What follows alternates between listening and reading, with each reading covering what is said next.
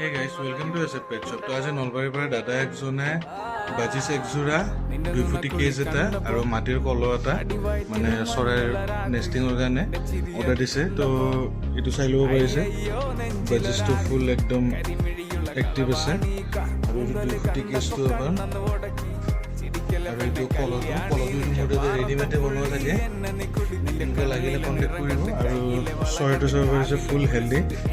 ভিডিঅ'টো চাই থাকক লাষ্টলৈকে, কেনেকৈ ডেলিভাৰী দিওঁ কি দিওঁ গোটেইখিনি আপোনালোকক দেখাই আছোঁ। তো গাইজ চাব পাৰিছে এইটো চৰাই মাটিৰ কলৰ মোৰ ফালৰ পৰা আধা কেজি দানা ফ্ৰী দিছোঁ দাদাহঁতক।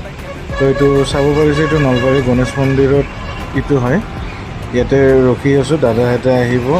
তো এইটো চাই লওক, ভাইটিজনে এইটো আহিছে। বহুত happy customer, thank you so' much SF pet শ্বপক ট্ৰাষ্ট কৰাৰ কাৰণে।